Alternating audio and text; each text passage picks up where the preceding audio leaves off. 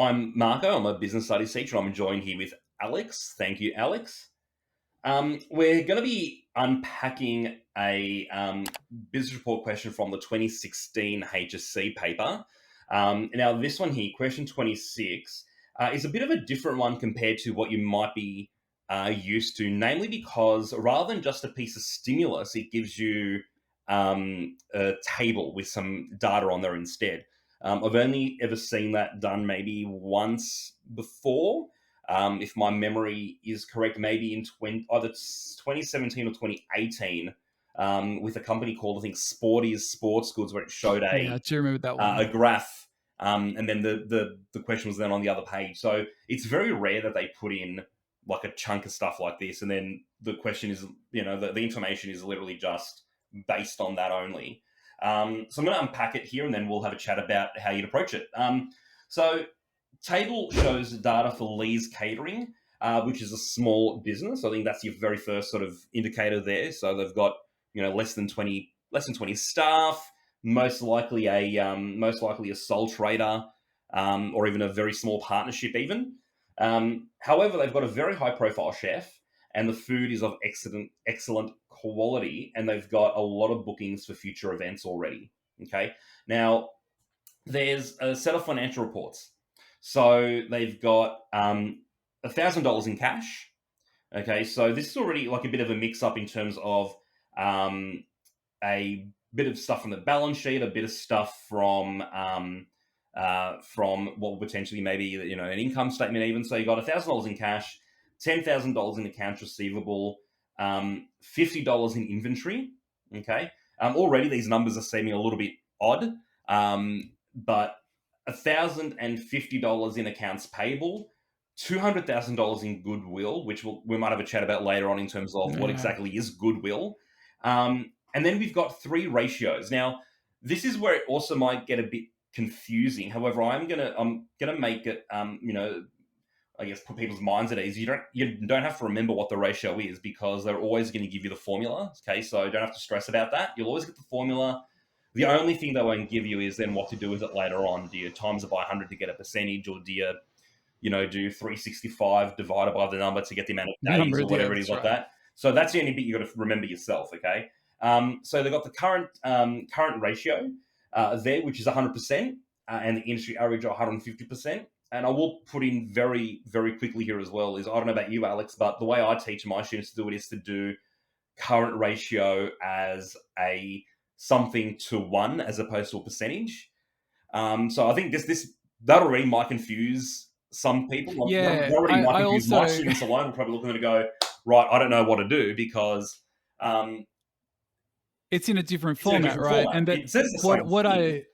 Right, but so what I would do in class with these when I get a percentage is I ask students to circle it and say, what does this mean? Okay, so for every $1 of liabilities, current liabilities, it's got $1 in assets. Yes, exactly. Right? 100%. That's 100%. Right, it's 1-to-1, right? Yeah.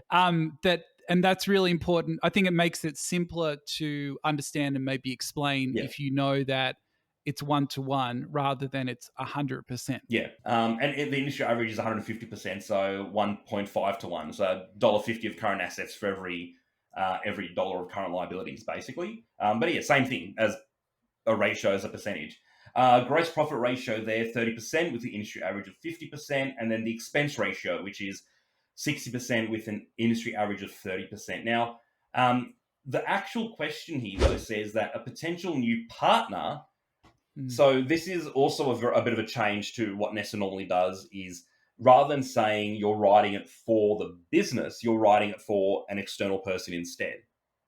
So a potential new partner is concerned about the accuracy of the financial reports and the effectiveness of current management. So the three things you're going to look at here are going to be to explain some possible limitations. Okay, so already limitations pluralized, so at least 2 minimum. Okay, of the financial reports. Recommend appropriate working capital management strategies for the business. And then finally, evaluate a pricing strategy that business could use. We might unpack a little bit and sort of like each of those questions and sort of have a look at, how would you actually, or what parts of the syllabus would you pull out? How could you link it to the question? Now, I'm going to be very upfront, is that I really dislike this question. Like for some background, when I was looking at this and I was sort of trying to figure it out and was fudging it a little bit, and I said to Marco, "Here's some ideas. Can you fill in the gaps?" He's like, "I really hate this case study or business report," and I was like, "What a relief," because I also really hate this business report and find it very difficult. So, Yeah. from a student's perspective, just know that the teachers don't magically get every single question. Some of them are genuinely more difficult. Yeah. But from that perspective, if you read through a question and you're confused as a student, just know that every other student then feels the same way. So Yeah. we're not expecting you to write a perfect response on a challenging question, but we are expecting you to engage with it and to be relevant with your content and references to the syllabus, but not to like really knock it out of the park for something that's very Yeah. complex. Even though, as I said, even though the text is quite small, literally you've got 2 lines of small business, high profile chef. Um, there are some some positives. Is there is a high profile chef, which means already you've got some credit. The business, even though it's small, has got some credibility. They've got excellent food, they've got a lot of bookings.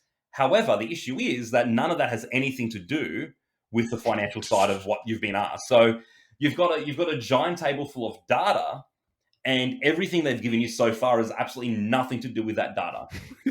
Okay. The only one that I can think that has anything to do with anything you've been given is the idea of goodwill.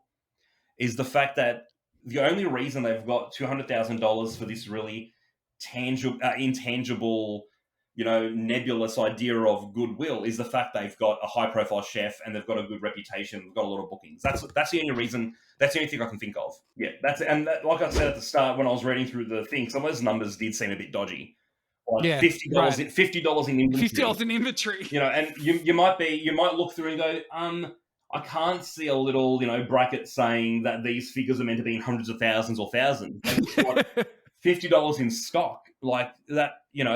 That's a couple of heads of broccoli, and many what's bookings, right? Many bookings, Yeah. but $50 worth of stock.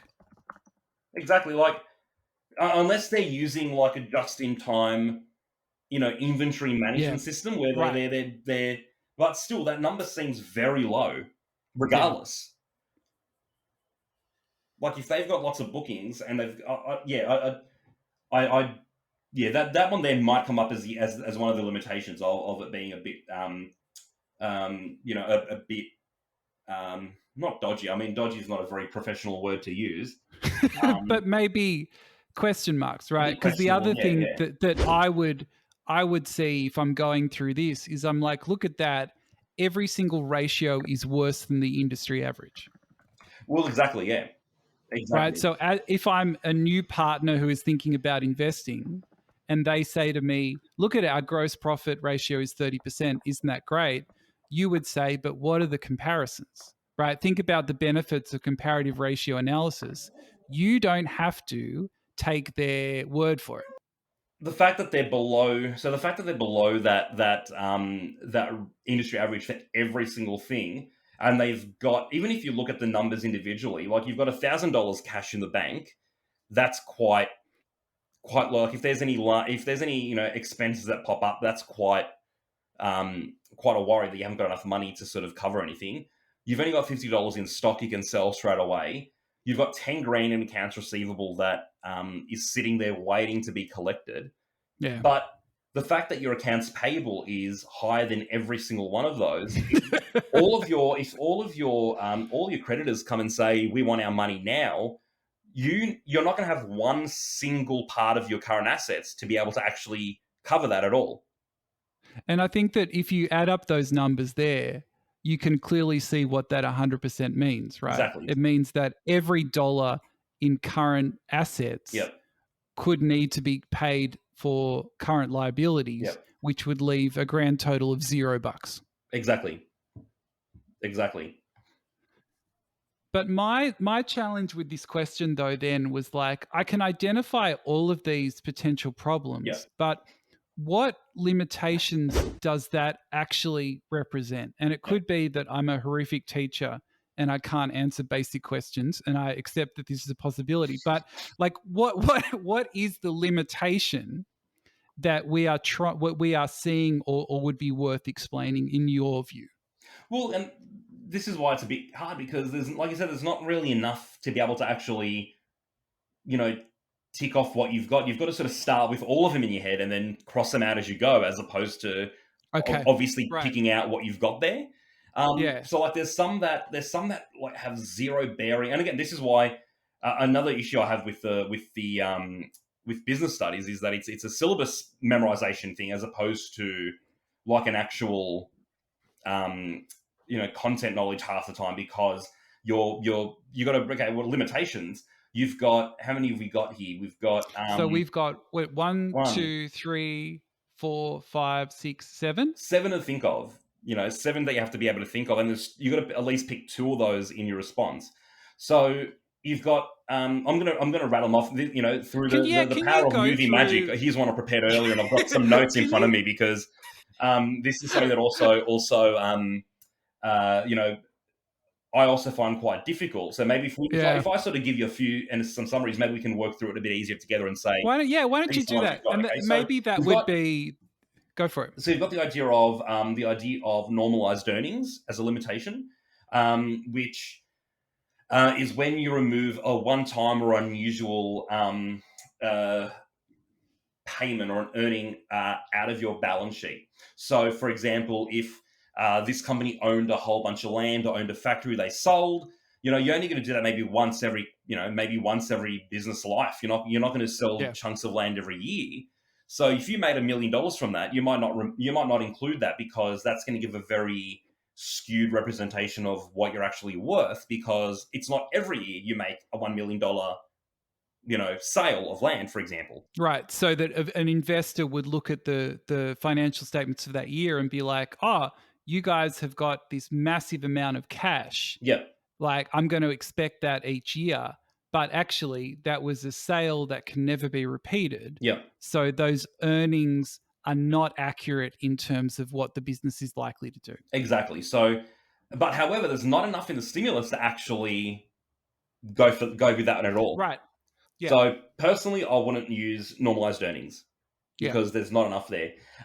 You've got capitalized expenses, which is always it's kind of like a fan favorite, I guess. If you we'll look at working capital in a second, because that's one of the options, and I can guarantee you, working capital. Whenever someone asks how do you fix liquidity working capital, it's always factoring. That's the big, Yeah. factor it. Right. Whenever you look at this, it's always capitalize your expenses. That's the one that my students always throw in, even though it has nothing to do with it sometimes. Um, so if something like you've got an expense and you put it into the asset side of your balance sheet, so for example, it might be like you're a fast food or like a fish and chip shop, for example. You buy a whole bunch of fry equipment. Technically, that's an expense because you've spent money on it. However, because it's going to make you money, because without it you can't be a business, you flip it and you pop it in your expenses under furniture and fittings, or something like that instead. So again, it looks better on your balance sheet that you've got an asset as opposed to an expense. However, there's nothing in this stimulus either that says this is something that could be an issue. No, because we haven't been told that they have bought, like a new deep fryer, Exactly. and that has boosted the value of current assets by X amount, right? So I agree with you, is that we have not seen any evidence of this business trying to turn essentially its expenses into assets. Exactly. So going down through the list again, the idea of valuing assets. So estimating the value of your assets or your liabilities. So um, again, there doesn't seem to be anything in here. The only one I might think you can sort of make a case for so far. So I'll put like a little star next to this as a tentative. If there's no other options for limitations, Yeah. then maybe do this one. Is how do they come up with their $200,000 goodwill? Yeah. How do they value that asset? So, what method did they actually use to come up with the idea that they're worth $200,000 in? an intangible item. And that's a good thing to know, is that if you see goodwill, to maybe make a note as a student, this is an intangible asset, Yeah, right? This is relevant to the financial statements. And so, as an investor, if you've got all these numbers, but they're saying that this intangible part of the business is worth 200K, I would want to know what the story is. yeah, And that I think that that would be a good one to say, tell me how you valued this asset, because it doesn't make sense on the face of it. yeah. And goodwill, like, generally, it's only sort of it's what other people Yeah. perceive as well. Like, you can't, like, a business can't self create their own goodwill and say we're worth this. It's what external people think that business is worth. Like, that idea of how much sort of community involvement they've put into their local area. That's how much they how ethical they are, all that sort of stuff. You can't make it yourself. It's got to be something that other people have done. So how do they come up with how do they value that? How do they come up with that number? Right. It's kind of like asking a student in some way to self mark Yeah, and be like, no, I think I got 98%. yeah, And you're like, well, I just want to know how you came yeah, to that number, if that's okay, because you have self interest in this. yeah, And I would like to have a bit of a more objective view of what you actually got. yeah. Exactly. It's kind of when So you we're going to go with that. We look. would include value For and now, out assets. of the six we've got to choose from, I think that might be one of the ones at the moment that you can probably, Yeah, um, you know, do. Um, agreed. you got timing issues. So the fact that they reports cover activities over a period of time, obviously generally a financial year. So June 1 year to through to the July of 1 year through to June of the other year. Sorry. Yeah. So where the information you've got now might not actually be a true representation of what they're worth, because if that's the whole year, um, you don't know what their seasonal fluctuations may be, because they're catering. They may make more money during spring because maybe they capitalize on a lot of weddings, for example. Yeah, that's right. Or so that's another issue. But however, the issue with that is that, again, there's not enough in there to sort of say anything. The only thing I can think of Mm. is, and I know debt repayments is the next one in line, but I'm gonna maybe, I mean, look, you can probably look at debt repayments. However, It's not really debt, right? again, there's It's no, I not mean, you've really. got the accounts payable that they've got to pay back, and you might be able to make a very tenuous bow and say, you know, Some of that some of that can be, but it wouldn't be interest, right? That um, wouldn't be. What I was thinking is that with the timing mm, issues, could it be the case that you're like, all right, our accounts receivable is 10 grand now, but we've got many bookings, so we are likely to have a lot of money coming in the yeah, future, right? So that the investor might come along and say, you've got $11,050 in current assets. That seems like a bad thing. And then you say, well, actually, due to timing issues, yep, we're going to have a whole bunch of money coming in. But then, well, if your business is seasonal, then you will always have yep, fluctuations. It's just like we're just kind of going all over the place. But I yep, think that that could be a good one yep. to say, if I've got many bookings, then we are going to expect more revenue in the future. Yeah, exactly. And I think the fact as well that there's no, at the end of the title on the table, it says extract from financial reports for Lee's Catering. It doesn't actually have in brackets for period ending Right. 30th of June 2016 or 2017 or whatever. So you can make the argument of this could even be a monthly set of data, Oh, for I example. see. Right. Not the yearly I mean, reports. it's so open ended. You can say this could be a quarterly statement for all we know. Yeah. Okay. This could be their winter as opposed to their spring. So that could be a limitation where that timing issue, and you can probably link, I mean, look, again, very, very tenuous link to the idea of notes to the financial statement and say That's what I was thinking. there's no Yeah. notes saying how long or what accounting period is this actually for. Is it a quarterly? Is it a yearly? Is it a, two, like, that might be the only other one you can sort of use, I think. Like the Yeah. I idea of think you might valuing you might assets and say timing and notes, I think.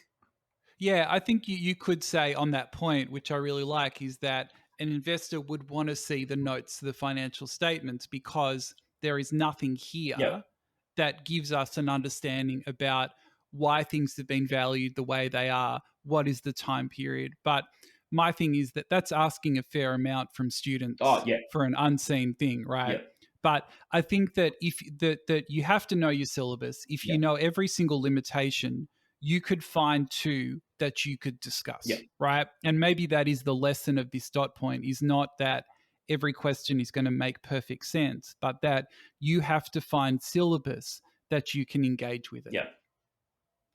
It's just how it has to happen. Yep. Exactly.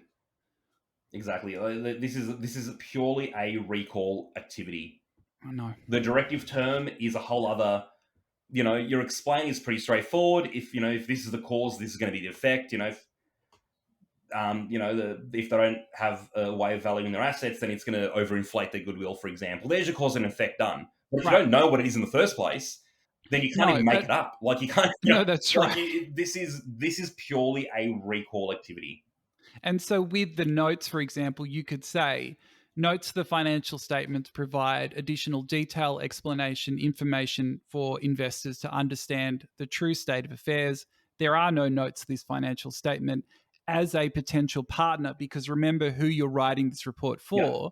The potential partner absolutely should insist on seeing the notes so that they can understand the sort of true reasons why things have been valued or yeah, recorded as they have been. exactly. Yeah, yeah, So if you go to the yeah. next dot point, like, do you find students that you teach when you say working capital management strategies that they get like really perplexed? Um, I think with working capital management, I think a lot of the times what happens, and I'm not sure about you, is that Yeah. they automatically go to liquidity. Okay. Whilst a lot of people use it interchangeably, and I don't think that's not entirely correct, Hmm. because liquidity is your ability to convert, your current assets into cash quickly. However, working capital is actually having that money to be able to do something on a sort of they work hand in hand. However, they're Hmm. not exactly the same thing. So a lot of people say, let's look at liquidity strategies, but liquidity strategies aren't necessarily the same as working capital management strategies, because one's to try and get you to get your cash quicker. One is how you're going to have actually cash on hand in the first place. So I think that's where they get a bit confused. No, I think that that's fair. And even if students find that tricky, that just this idea that working capital, like, how do you take control of your current assets and Yep, liabilities, right? That if you think about it for this business, it's got a situation where every dollar in current asset is going to go towards a current yep, liability if need be. There's yep, nothing left over, right? yep, The working capital management is very poor in the context of this business. yep. And the golden number is 2 to 1. Yeah, right. So I mean, the only silver lining is that everyone in the industry is worse than the golden, because if everyone in the industry is 1.5 to 1, and the number you want to be at is 2 to 1, then Mm. everyone's doing quite poorly. You're doing worse than everyone else, and everyone else is already doing quite poorly in the first place as well. So that really says a lot about what's going on in this scenario as well. That like you're doing what you're at the bottom of the rung of other people that are doing horribly. Yeah. Um, one thing I will mention as well about now recommend. We've finally got a recommend Oh, as I see. well. Okay. Yes. Right. So So at the now end you've of got a this chance to discussion, tell people what what they should do, what you right? should do, and you've got to Okay. be very careful, because a lot of the times here, I can't stress enough to my students is you've got to remove yourself. You can't talk in first person. You can't say I think. It's got to Oh, be yeah. it's recommended. I mean, the market doesn't care what you think. They want to know what you know. Yeah. So don't say, I think Lee's Catering, or I think the new partner should recommend, it's the best for the business would be XYZ. Right. So in some ways, it's kind of like it is recommended Yep. for the partner, right? Because remember who we're writing this Yep. report for, as you just said, is recommended, that the partner advise Lee Caterings or suggest to Lee's Yep. Catering that they adopt these strategies, Yeah, because you're not right? writing it for Lee's Catering, you're writing it for the No, partner, that's which right. is And weird, that which is don't weird because You're writing it for someone else to then pass on to someone else again later on. Yes. But I think that that if you can show the marker you understand that you are providing advice to the partner Yeah. about the potential purchase, Yeah. then that is helpful. In terms of attacking this dot point, where do you go? And look, this is also one of those weird ones because it's kind of like, and I'm going to sort of foreshadow into pricing strategy, is that Yeah. technically, I mean, according to the syllabus, technically, there's only two strategies for working capital management. The other ones that are in the syllabus are control methods.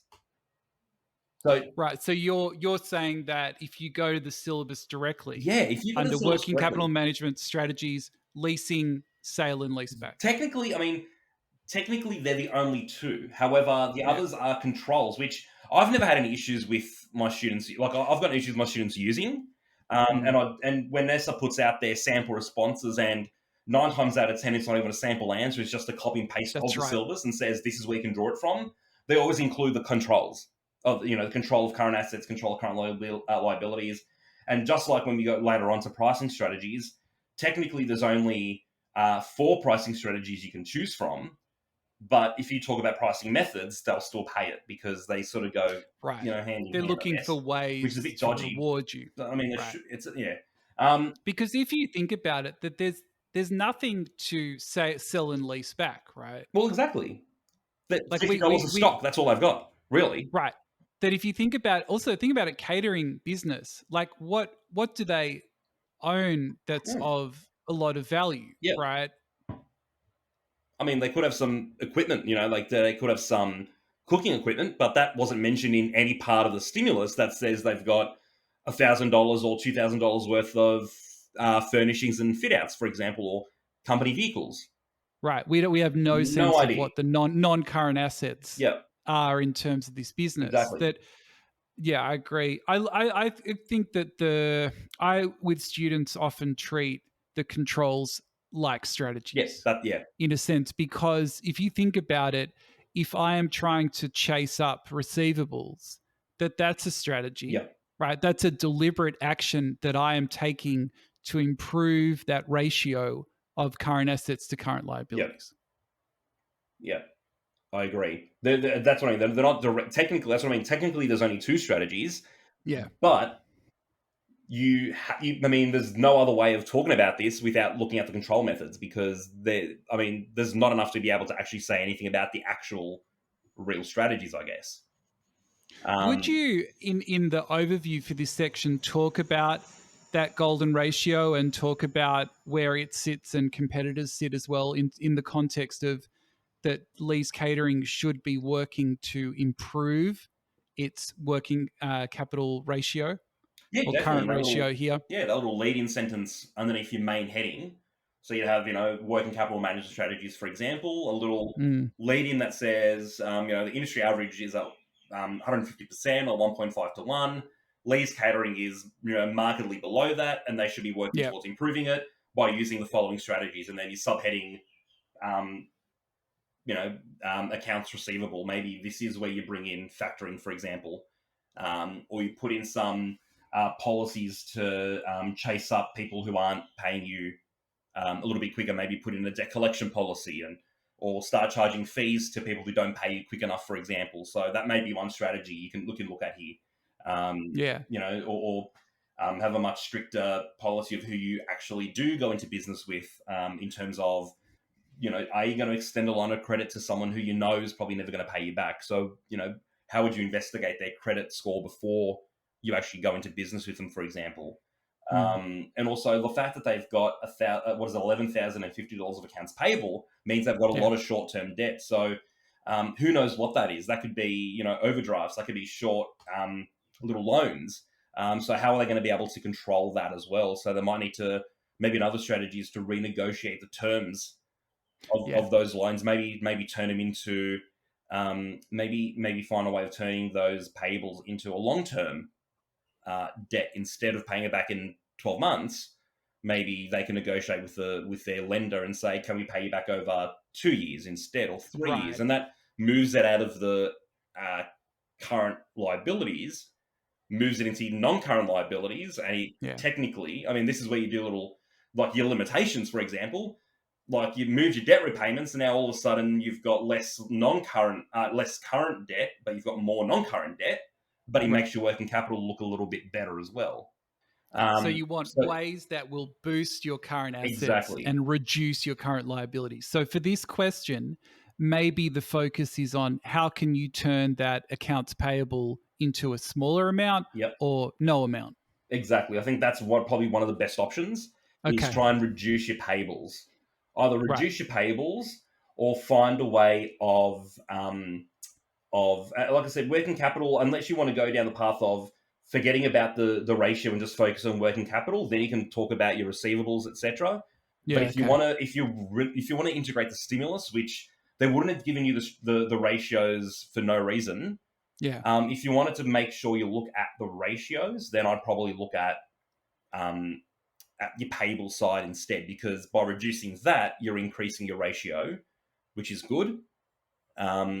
If you're just focusing on shifting stuff around your current assets, you're fixing your accounts, you're fixing your working capital, which is good. I mean, you're answering the question, but it's going to be harder to then argue for the ratio because you're actually making it worse in the process by factoring and losing cash in the first place. So if I'm trying to reduce accounts payable here, so yes, you can use factoring, but the problem is that you will lose a portion of that in fees. Yeah, fee receivables, You can offer discounted terms, but again, you will lose a portion of that in the discount. Yeah.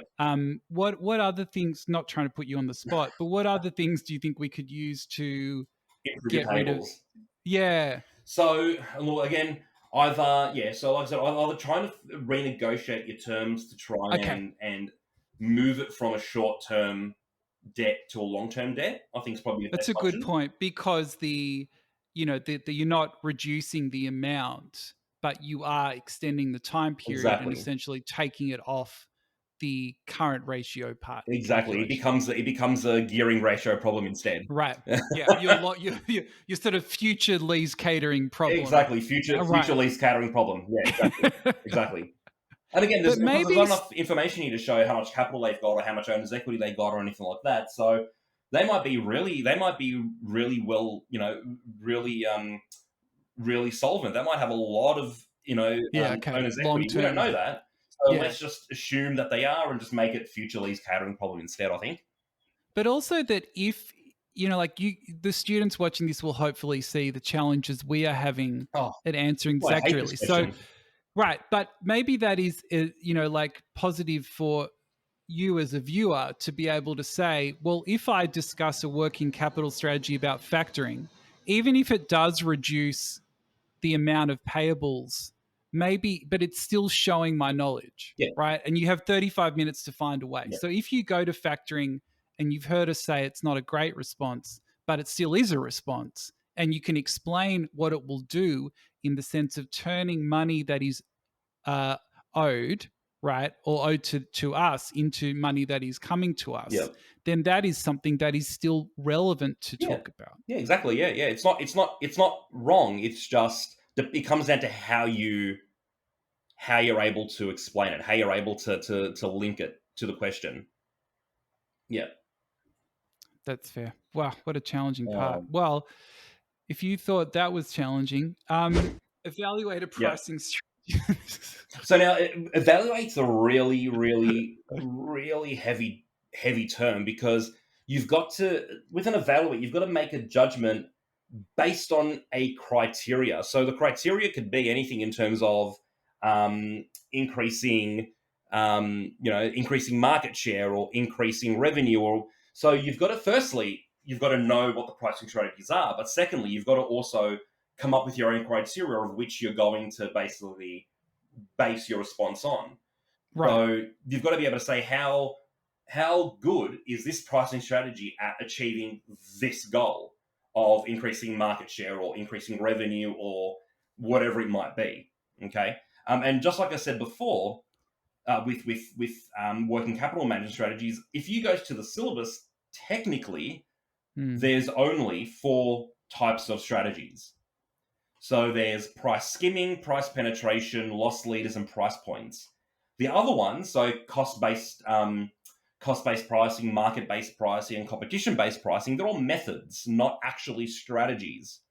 Yeah. So the methods will be how how do you actually come up with the price in the first place? Do you do it based on how much it costs you to produce? Yeah. Is it based on how much everyone else is selling it for, or how much people are willing to pay? However, the strategies are either, are you going to skim, the top end first and then lower your price, and then skim and then lower your price? Are you going to try and penetrate the market and just basically offer it for the lowest amount possible to undercut everyone else, which is good for market share because you then steal other people's customers? Are you going to be a loss leader? Which if this one here is a bit harder to sort of, I think, for a Yeah. catering business. I mean, Macca's does this really well. They'll sell you a $1 frozen Coke and they'll lose money on it in the hopes that while you're at the window, you'll also then pick up a $5 burger or whatever it is. So that's where they'll get their money back. Mm. A bit harder for a catering company because you're not really sure what their individual menus and what they're selling is, and their pricing is. And then price points, which I think probably might be I think price points here might be the best strategy to use. Um, I mean, price skimming, very hard to do, I think, for a catering company because it's a bit hard to sort of sell a wedding package at $100 a head, and then once they're done, then you'll then sell it for $90 a head, and then it's a bit hard to do that. Well, Um, also that your customer loyalty would evaporate yeah, because yeah, they would be like, why did you charge me yeah. so much and now everyone else gets it for $60 a head? It's kind of like when you're having like a function at school, you're selling a sausage sizzle to raise money, and it's $2 a sausage sizzle with a can of Coke, and by the end of lunch they've still got 100 leftovers. So they say, Yeah. now they're all 50 cents, and people think, well, Right. why did I just wait Where's till the my end? And $1.50 back? Yeah, that's yeah, right. exactly. Give me my dollar So fifty back then. that's right. And that I think with penetration that we are told from the stimulus that they've got many future bookings. Yeah, they don't need Right. to So it undercut doesn't. because they're doing well already. Right. So that we wouldn't do that. And Yeah, like you said, that the loss leader is not, doesn't really make sense yeah. for a catering business. Can you like talk about how you would define price Okay, points and then apply it? Like I find price points very challenging yeah. as a teacher. So I think price points would be, like, think of best example I've always given is, think of like a little jewelry store, or like a, if you've ever been through the shopping centers, you've got those little stalls in the middle that's Oh yeah, selling yeah. watches and whatever. So with price points, you might have one shelf of very basic watches that are all $40 each. Doesn't matter how much they paid for them. Doesn't matter how much they cost the retailer to buy. They're all $40. Okay. However, the next shelf above, they've all maybe they've all got little faux gold face and a Right. leather band. Now they're all $50, regardless of how much they cost. And then the next level up is, now they're all, real gold with real leather, and now they're all $150 each. So you can basically pitch a product at a certain, I guess, level of prestige, I guess, and quality, because it's sort of lumped in that sort of area. So I think the best way, I think this might be the best one for a catering company. Like, Mm, they might have a basic $20 a head package, which gets you this.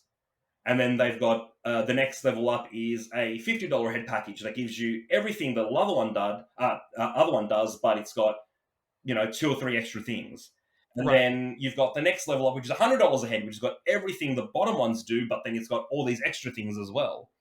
So it's kind of like when you go to a restaurant, they've got the $40 banquet, the $60 Yep, banquet, the $80 that's banquet. So exactly it. you're targeting like the very price conscious consumers Yep, and then up to the more premium yep, market, and that you are making more and more revenue, yep, sorry, making more and more profit, hopefully, yep. as you step up the price points. Exactly. And it's not just for the price conscious people, it also really sort of, it's really good at upselling, because you kind of look, Mm, like, like, let's use your example of, like, you go into, a Chinese restaurant and you got like the banquet, for example. It's, like, oh, $20 a head and you get this. And then you look at the next one that's $40 a head and you think, oh, I don't really like, honey chicken, but if I go for the next level up, then I'll get satay chicken instead, which is what I right. like. And you think it's only $20, like it's only an extra $20. It's, the grand scheme of things not that bad, but you're getting something you like, so you're able to then, upsell. So you put the things that people don't really, might not really like down the bottom, like just plain boiled rice and, no spring rolls, and you get like, but if you pay a little bit more, you get the nice fried rice and you get spring rolls and you get this. So it's not just for the price crunch. I think it's a really clever way of also upselling as much as you can as well. Well, it's like with say Foxtel or something where you can never get sports and movies and things with the basic package. Yeah, exactly. Right? You are always having to pay more. Yeah, And that's really great for the business because that they're going to earn more revenue yeah, while only having potentially a smaller increase in expenses yeah, than from where they started. Because say they're making spring rolls anyway, yeah. and then you triple the quantity for the higher up package, that it's probably not a huge increase in expenses to No. boost your revenue. I mean, when you factor in economies of scale, that's Yeah, true. Right. that's it. Like the deep fries are still going to be on. The Right. person's still going to be making the same wage per hour it takes to cook them 1,000 spring rolls as opposed to 5. Yeah. So yeah, like if anything, they're making a lot more revenue by doing that. Yeah, No, I think this is a really good point. If you're trying to connect it back to the stimulus, would you talk about the fact that this would allow Lee's Catering to boost the amount of cash on hand or the accounts receivable and then increase gross profit and reduce expenses because of that economies of scale? yeah, exactly. I mean, and don't forget, Okay. you need a criteria to be able to, because you've got to Right. evaluate. Yeah, yeah. So your criteria could be by using price points, they're able to reduce their expense ratio because they're able to use things like economies of scale, because now they can scale up the production and offer Oh, okay. a different tier of items. So that could be the criteria you use, the expense ratio. You could also use the criteria of your gross profit ratio, because now if you're buying with your cogs, for example, if you're buying things ready made, like I mean, there's nothing in here that says that they're making the food. I mean, yeah, they've got a high profile chef, but chances are they're probably buying a lot of stuff pre-made, maybe. Yeah. Because if you've got a lot of bookings, there's no way you can make everything from scratch. I mean, if you're a caterer watching this right now, I'm happy to stand. I'm sure that there are many caterers that do everything from scratch. But if you're going to cater for, let's say, 1,000 people at a massive event, you may or may not also use some pre-made things to make your life a bit easier and make things a bit quicker. Look, whether it's inputs into a freshly made dish, Yeah, exactly. right? Whether it's prepackaged sauces or things that just speed it along. Yeah. But either way, you are going to be reducing your expenses as you are producing more. Yep. And that you have the greater potential for profit because you are now charging these different levels that are getting you more revenue. Yeah, so you're increasing your revenue. So your cogs may stay the same because you may not actually change anything. So you're just maximizing that gap between your total costs and your total revenue. Yeah. Okay. The more you can maximize, the more profit you're making.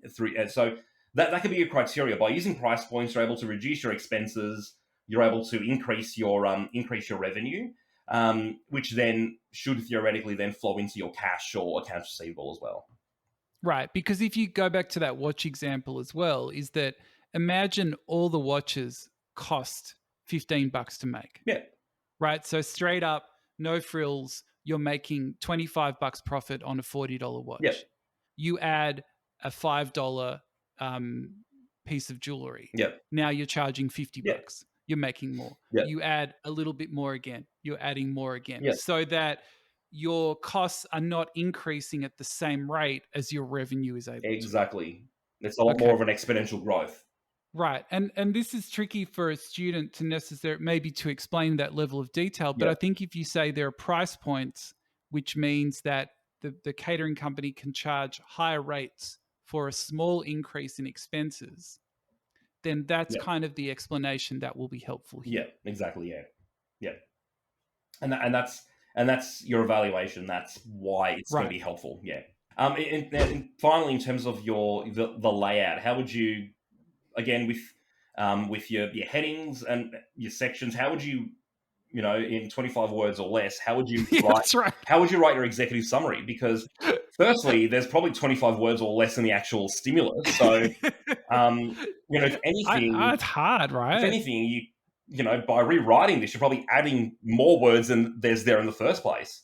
So how would you write an executive summary when there's actually very little to go off in the first place?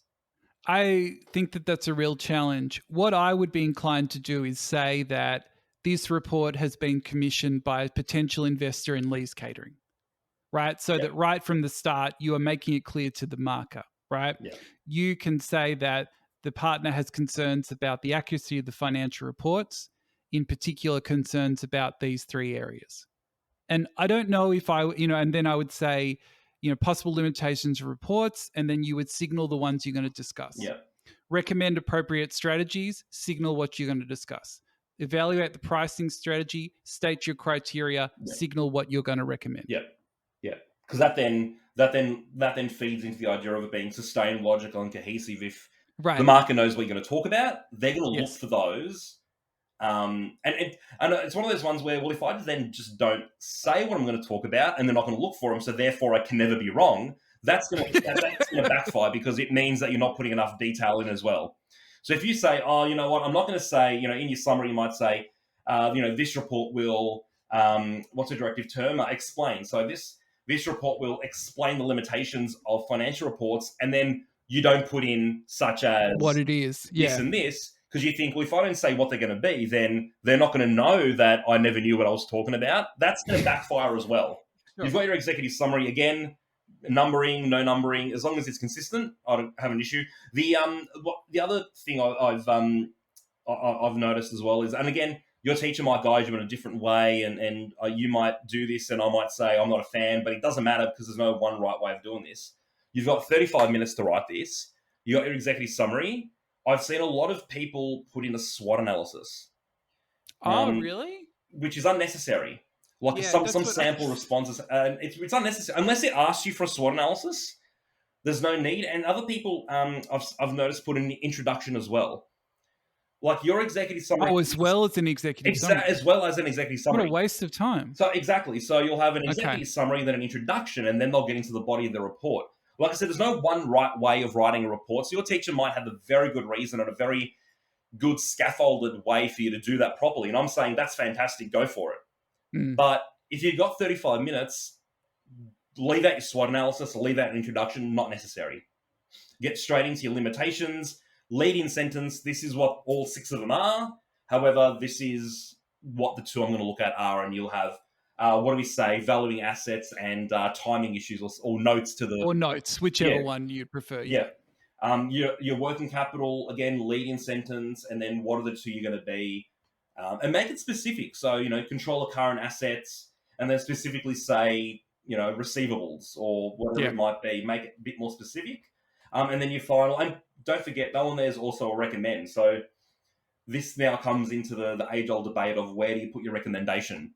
Do you add it to the paragraphs when you talk about it, or do you add it to the end when you're doing your conclusion and say, overall, Lee's Catering, new partner, this is what you should consider, and I recommend you focus on this working capital management strategy? Or do you say, this is our current assets, this is how you control current liabilities, and then there's my recommendation before you go to the pricing strategy? What would you recommend? I think at the conclusion here is I might have something where I'm like, here are the key limitations you should consider. Okay. Here are here are the recommendations for working capital strategies. And then this is the pricing strategy that Lee's Catering should adopt because of this criteria. So add it to the conclusion at the end. I think maybe but again, if you don't get to it, it's not going to be a huge omission, because I would think that you would recommend the strategies in the executive summary as well. Yeah. Well, exactly. Yeah. Right. Because you're saying the working capital strategies that Lee's Catering should do are these things, that's the recommendation that's being put forward. Yeah. And the content in your paragraphs will support that anyway. They'll say, this is why you should control your current assets, and this is why you should control your current liabilities anyway. So you you already will be recommending in a way without specifically using the words, it's recommended they use current assets for this reason. You should be able to say what the reasons are in the first place already anyway. Well, I feel like we've been pretty thorough. Good. Now, I'll be more inclined to use this as a practice response for my students now because I can just partner it up with this video as well. That's right. Here's We've one I done the prepared work. We've earlier. done the work for our future selves. Yeah, exactly. Yeah, it's a future, just like it being a future Lee's catering problem. This is a future Alex and Marco asset instead. I like that perspective. All right, cool. Alex, I think we were very thorough with this. Thank you very much for helping me unpack this beast of a question. Thank you too.